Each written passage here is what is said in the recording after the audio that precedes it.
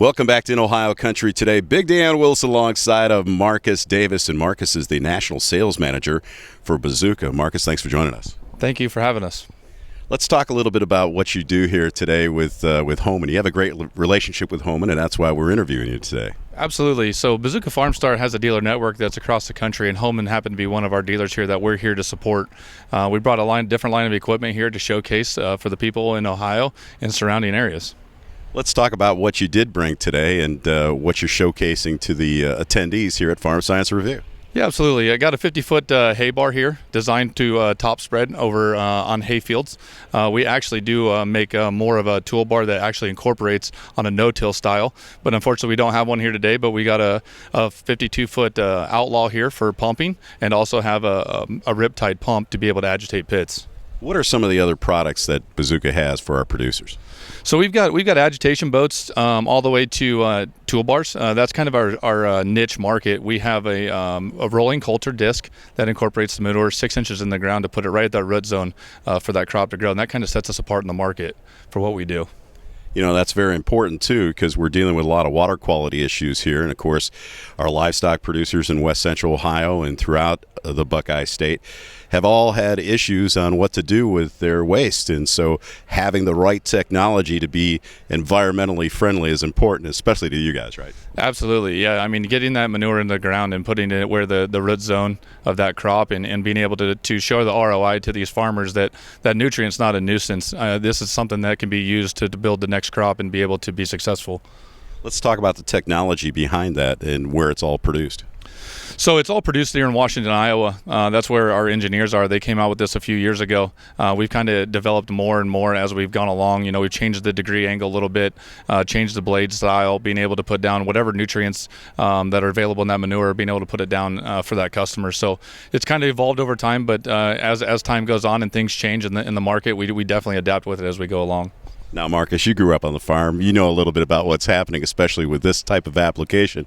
Let's talk specifically about your background and where you grew up. Yeah, so I grew up in a small Iowa town. My dad raised pigs from the word go when I was little. I got to be able to help wean the pigs and be able to grow crops. You know, I was teasing earlier that I grew up on a farm. I drove in the fields. That's where I learned how to drive a vehicle. You know, and that's very important in the agricultural. Being able to let those kids get out there and be able to see, learn and adapt. You know, you talk about FFA, 4-H, things like that. You know, that's all great stuff. You know, and for myself, being able to be, the farmer's kid, being able to go out and grab his truck and just go play in a bean field, you know, that's huge to me, and be able to stay in the industry. I couldn't be more excited. And we know firsthand too that producers want to be dealing with people who have that experience. So when you're selling a product like this, your experience with that product is ultimately important, in which you can use to sell that customer and make sure they're getting that return on their investment like you talked about. Absolutely. You know, I was sharing earlier here too is, you know, I actually am a custom applicator in Iowa too, so I have that background where, you know, I do pump manure on a daily basis. I have a crew of guys that do an excellent job for me, you know, so I deal with the guys that produce the manure, that have the hogs, but I also get to sell it and be able to talk individually with my story, to be able to share with them, maybe help share something that's a little bit different, or they can grab something off of my crew and be able to make theirs better and show an ROI. So it's a very interesting twist for me, and I enjoy it 100%. Well, what are some of the stories that the producers are sharing with you about this product? Just, you know, being able to go in and hear their story about, you know, I'll give you a story about my dad. You know, for example, he's always been turkey manure, hog growers right beside him. I was explaining to him, hey, you need to put manure on, you know, it's the way of the future. And after the second year, he started seeing the crop being able to pick up that nutrient and use it. And then all of a sudden his soil's getting a better quality to it, and the yields come up. You know, that's the big thing for all these farmers, and being able to share that story of telling, you know, it's hard to me. It's my dad.